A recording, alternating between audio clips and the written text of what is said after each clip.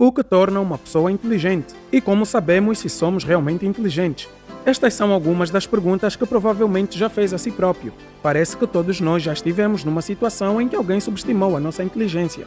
Será que é algo que vem em metades ou em partes? E como ela se origina? Em muitas sessões, os psicólogos têm utilizado questões como essas como ponto de partida para explorar, medir e investigar mais profundamente sobre a inteligência. Todos nós temos uma noção do que ela pode ser, mas é mais difícil encontrar uma definição rígida e rápida para a mesma. Talvez você seja excelente a interpretar literatura, mas não seja assim tão bom a matemática. Talvez tenha uma compreensão aparentemente natural para a gestão e utilização do espaço, mas perde-se quanto à criatividade. É difícil dizer exatamente o que constitui a substância da inteligência, mas a área científica adequada para o seu estudo auxilia-nos com uma compreensão mais abrangente e exata. Em psicologia, a inteligência é definida como a capacidade de pensar racionalmente, de compreender o mundo e de se adaptar e aprender com a experiência. Os primeiros estudos psicológicos sobre a inteligência abordavam o tema como um fator único, uma espécie de inteligência generalizada e única. Essa ideia foi denominada como fator G. Ao longo dos anos, os psicólogos chegaram a uma compreensão mais profunda da qualidade dinâmica da inteligência, o que conduziu a várias teorias diferentes sobre a sua natureza, sendo as mais conceituadas a teoria das habilidades mentais primárias, a teoria das inteligências múltiplas, a teoria dos três tipos, a teoria da inteligência fluida e cristalizada. A teoria das habilidades primárias foi desenvolvida pelo psicólogo Louis Thornton, enfatizando 7 habilidades mentais primárias que constituem a inteligência de uma pessoa, em vez de uma única habilidade geral. Essas habilidades mentais primárias estão estruturadas pela seguinte forma. Primeira, a memória associativa, sendo a capacidade de memorizar e recordar. Segunda, a habilidade numérica, como a capacidade de resolver problemas matemáticos. Terceira, a velocidade da percepção, sendo a capacidade de ver diferenças e semelhanças entre objetos. Quarta, o raciocínio, que se refere à capacidade de encontrar regras. Em quinta, a visualização espacial, como sendo a capacidade de visualizar relações entre as coisas.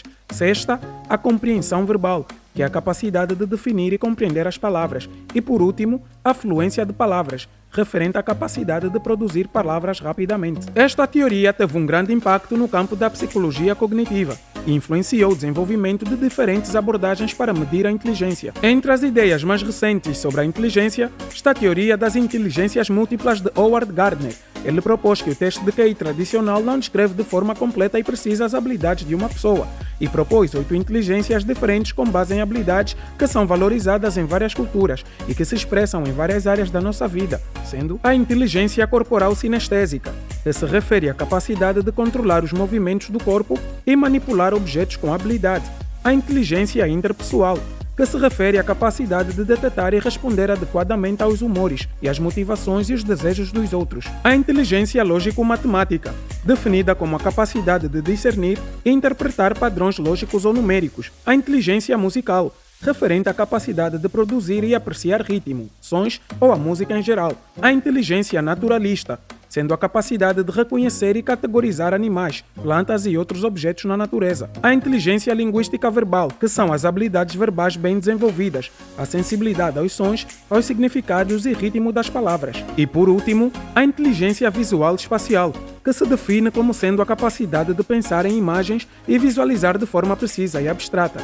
Segundo Gardner, estas inteligências são distintas e regidas por áreas cerebrais específicas, pelo que, se alguém sofrer uma lesão numa área do cérebro, isso afetará apenas a inteligência correspondente por esta área específica. A teoria das inteligências múltiplas apoia síndromes relacionadas ao fraco desenvolvimento dos processos cognitivos, como por exemplo o caso da síndrome de Savant, em que as pessoas com esta condição são muitas vezes excepcionalmente brilhantes em certas áreas, mas obtêm pontuações significativamente mais baixas em testes básicos de inteligência e muitas vezes não conseguem realizar tarefas básicas. A teoria dos três tipos, também conhecida como a tríade das inteligências, foi elaborada pelo psicólogo Robert Sternberg, que definiu a inteligência como uma atividade mental direcionada a uma ação propositada. Embora concordasse com a teoria das inteligências múltiplas de Gardner, na perspectiva de que a inteligência é muito mais ampla do que uma única habilidade geral, Sternberg sugeriu que alguns dos tipos de inteligência de Gardner são mais bem vistos como talentos individuais e não propriamente como habilidades que pressupõem a inteligência.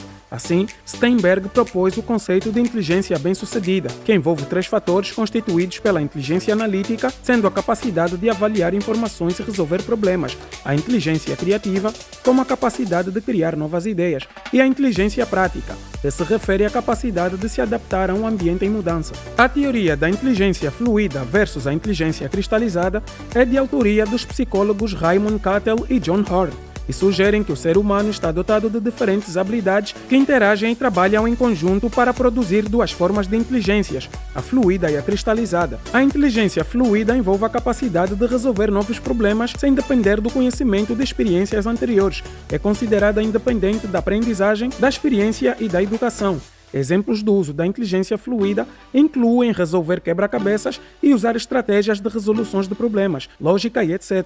Esta inteligência tende a diminuir durante a idade adulta, enquanto que a inteligência cristalizada se baseia em fatos e experiências concretas.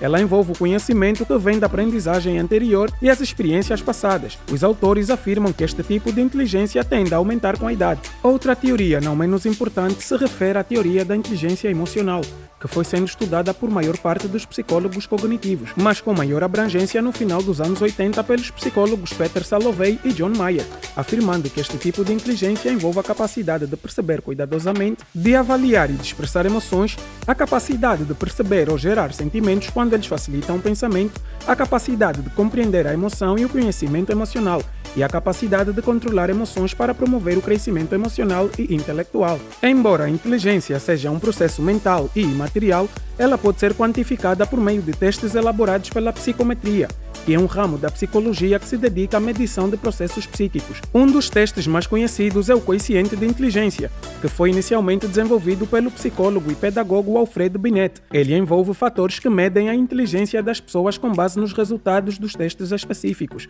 Assim podemos saber em quais inteligências somos melhores de acordo à comparação das habilidades e dos desempenhos obtidos. O conceito de inteligência humana percorreu um longo caminho, desde o simples fator G até as inteligências múltiplas. Uma lista aparentemente exaustiva de fatores contribui para a nossa compreensão sobre a inteligência. Embora compreendamos que ela se refere à qualidade do nosso conhecimento e à nossa capacidade de aprender e adaptar, o conceito mais amplo continua a ser um tema de investigação em evolução. Mas com todas essas informações adquiridas, podemos identificar melhor as nossas habilidades e trabalhar diariamente nelas para aumentarmos o nosso grau de inteligência e aplicá-las nas áreas que melhor produzimos. No final, esta é a intenção e o contributo que a inteligência nos oferece. Subscreva-se no nosso canal para receber mais conteúdos caso tenha gostado.